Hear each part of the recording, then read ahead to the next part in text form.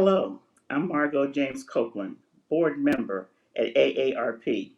Welcome to IdeaGen's 2022 Global Partnership Summit, hosted by the NASDAQ. This summit focuses on discussing lasting organizational partnerships implemented to solve the world's most vexing issues. Hear speakers from leading companies, NGOs, and academia describe their strategies and current initiatives, all focused on achieving one of the global goals. I will speak within the context of goal number 3, ensuring healthy lives and promoting well-being for all at all ages. Every part of that goal is very meaningful. Health, well-being, all people, all ages.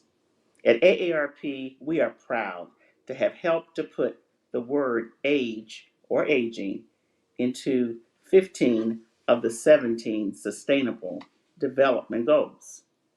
By the year 2050, 1 in 6 people in the world will be 65 or older.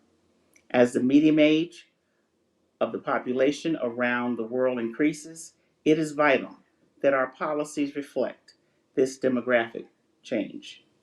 Today, I want to talk to you about 2 developments over the last few months that show how AARP's leadership advances health and wellness for older adults. The first example is a legislative victory in the U.S. in the past few months. The second example is a convening of business, nonprofit, and government leaders to share best practices and share an important way of thinking about health and wellness, an approach that is applicable on an international basis. I have chosen these 2 examples to illustrate that our pursuit of the goal on health and wellness, as well as other goals, sometimes will be specifically tailored to the laws and circumstances of one country, and sometimes will reflect approaches and actions that should resonate across the globe. I will start with a legislative achievement in the U.S., one that AARP was instrumental in getting over the finish line after a struggle that extended back many years.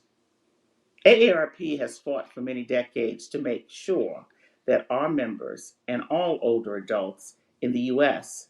have access to affordable health care. That is at the heart of our social mission. We fought hard to successfully pass the Affordable Care Act, which stopped the very harmful practice of denying health care insurance to people with pre-existing conditions. We helped to beat back efforts to repeal this law. Now, with President Biden having signed the Inflation Reduction Act into law in August, we have accomplished another long-standing AARP goal: prescription drug pricing reform. Prior to passage of this law, Medicare has been barred from negotiating prescription drug prices on behalf of people in the Medicare program. Now, common sense and a due regard for health and financial concerns of older Americans have prevailed. Medicare will finally be able to negotiate the prices of some drugs, and drug companies will be penalized if they raise prices in Medicare higher than the rate of inflation. There will be a $2,000 limit on what Medicare beneficiaries have to pay out of pocket for their prescriptions. This will make a big difference. Today, there are millions of Americans struggling to pay their prescription drugs, even having to choose between paying for their medication and paying for other basic needs, such as food, rent, and utilities. This new law will mean potentially life-changing savings for them.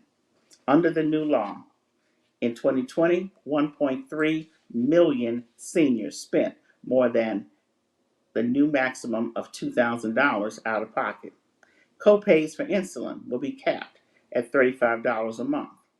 1/3 of Medicare beneficiaries have diabetes and more than 3 million use insulin. In 2020, they were paying on average $54 a month, an amount that had increased close to 40% since 2007. Now, they'll have lower costs and peace of mind that the cost of the medication they need to live won't keep skyrocketing. The new law also extends for 3 more years with subsidies under the Affordable Care Act to help make insurance premiums more affordable. This provision is especially important for 50 to 64-year-olds who buy their own health insurance. The average savings for them has been more than $950 a year since these enhanced subsidies went into effect in 2021. Without the subsidies, many wouldn't be able to afford health insurance at all. This new law certainly advances health and wellness in the United States. Now, I will turn to my second very recent example, a convening by AARP this month on the business case for healthy longevity. By healthy longevity, we mean the state in which years in good health approach the biological lifespan with physical, cognitive, and social functioning enabling well-being across populations. Every day, more than 10,000 Americans turn 65. We have also seen substantial growth in the number of people working past 55. In fact, the increase in workers 55 and older accounted for all the net employment gains, 17 million, since 2000.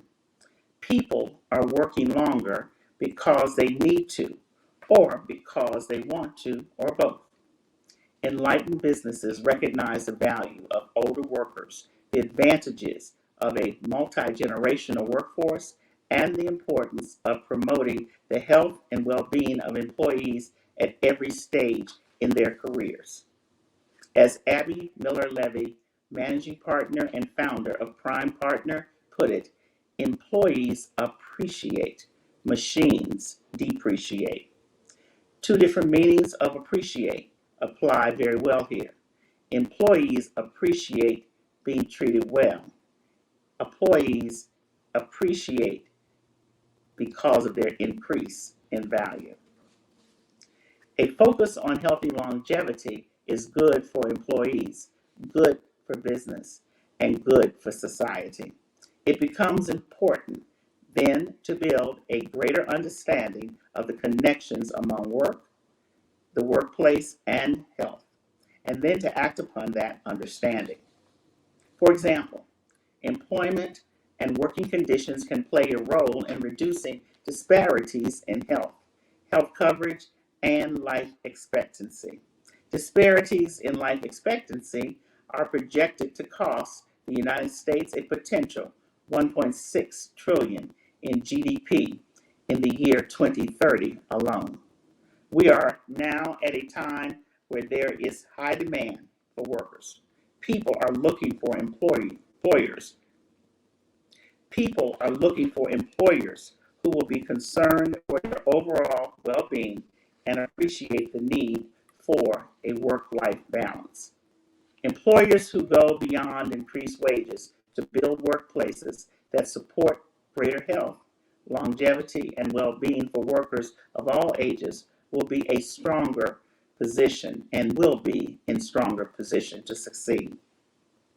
The pandemic has made many people rethink what they want from work, and that includes a greater focus on flexible work arrangements. Businesses can respond by instituting or extending flexible work schedules. They can adopt job sharing for certain positions. They can put in place policies that meet the caregiving needs of their employees, something AARP does by offering 80 hours a year of caregiving leave on top of other benefits for AARP employees.